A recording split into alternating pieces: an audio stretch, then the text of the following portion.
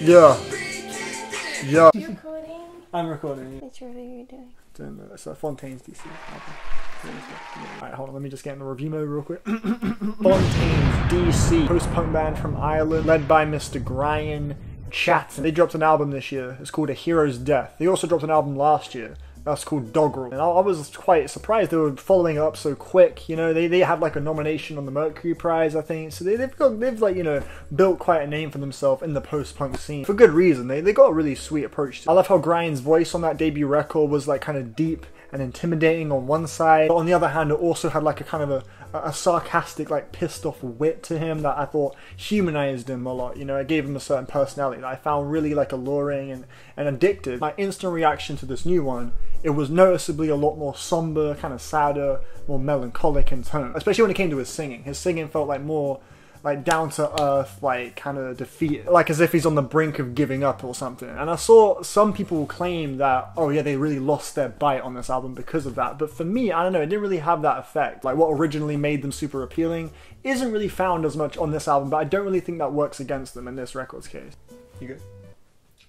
In my opinion, A Hero's Death is actually quite good at sort of using space, repetition and patience to build a pretty desolate and poignant atmosphere. I actually saw loads of people really saying that this was like a big step down from Dogrel, you know, like it's nowhere near as good. Like people seem to not be liking this record from what I've seen personally, but honestly, like I'm of the belief that this is a pretty decent follow-up. I think it shows them exploring some interesting territory. Like the lyrics on this album are way more bleak and lonesome. Quite often Grind seems to me like he's painting like a picture of someone desperately trying to fight through the rough on many of these tracks, especially on tracks like You Said, Love Is the Main Thing, Oh Such a Spring, I Don't Belong. On the track Oh Such a Spring particularly though, it sounds like Grind's kind of numb to the excitement of his surroundings, like he's not really finding much of anything to inspire him, it seems. He kind of continuously throughout this track sings about this once very perfect time that he kind of wishes he could go back to almost. On Love Is the Main Thing, we have Grind like sick of attempting to chase it and never really being able to find it. Like love is the main thing that he feels like he needs, but he just can't seem to find it, and he's sort of tired of that cycle. It's kind of how the lyrics struck me. Almost as if he's trying to convince himself he doesn't really need it or something like that. And a lot of the time on the album they kind of use these phrases, they repeat these phrases, like they kind of boil down these sentiments into these repetitive like little mantras. And in some cases it definitely works for me. In other cases it can be a little bit grating, like on the title track, A Hero's Death, the life ain't always empty.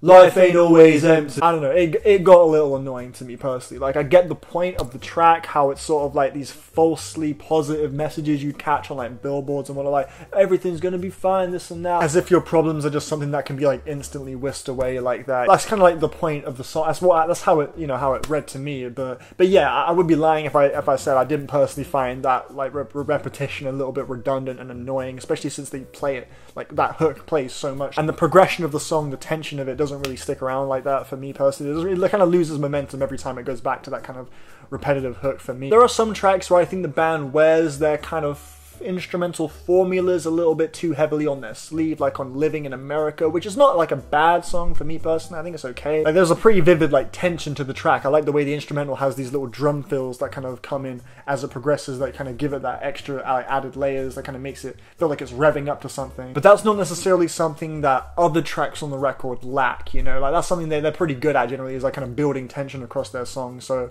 yeah, this track kind of felt like almost like they were kind of, you know, play on autopilot, performance-wise at least. It kind of felt like they were playing it a bit safe. One track I definitely really enjoyed though, A Lucid Dream, that's another favourite of mine. Every single riff on this track, like, it just feels so fucking visceral, like, it feels so passionate. I love Grind's performance, especially during the hook. It feels like there's so much energy in the moment with this track, and I love that shit. I love that little eerie breakdown sequence as well. It's 2/3 of the way through. Definitely a favourite of mine. I think that's one of the best tracks for me personally. I also like how the project ended on a note that caters more to the melancholic side of the record. Like at first I thought it ended on a very like somber, very dark kind of hopeless note, but there is actually like through the cracks a bit of a hopeful tone to the song as he's talking about like finding value in moments that are seemingly like irredeemably low. Some lines like these ones which talk about how freedom is something that, you know, we all kind of strive to achieve, or, you know, we all want to be free, but like that freedom can be the same thing that kind of ruins us as well. And then it's like, once we hit that point, it feels like the song is kind of encouraging you to learn from those moments. Like, no matter how often you may feel like you're hitting rock bottom, there's always like a way to turn it into something better, you know? So yeah, overall I really enjoy the album. The pace of the album can be a little bit sluggish too. I think it is a little bit front-loaded. It does kind of lose steam a little bit for me in the second half, I will say. The humor and riotous energy of Dogrel isn't quite as on display. This album for me, like, I think it kind of cut a little bit deeper or scratched certain, like, itches that Dogrel wasn't able to because of how that record presented itself. Whereas overall, I would say Dogrel is the superior listening experience. I would say I enjoyed that album more, but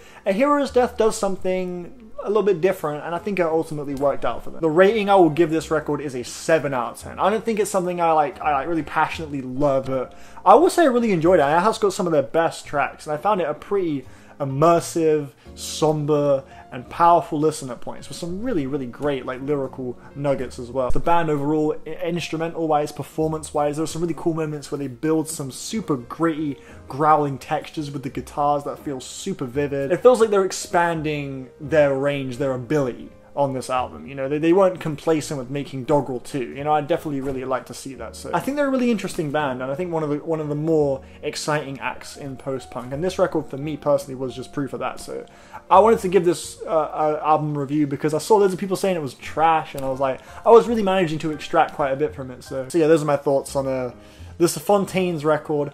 I really hope none of you exploded whilst watching this video. Have a great day, weekend, evening, week, month, minute. Have a great second. Next second that's about to happen. Make it a good one. Like, enjoy it. Have a polo, bro.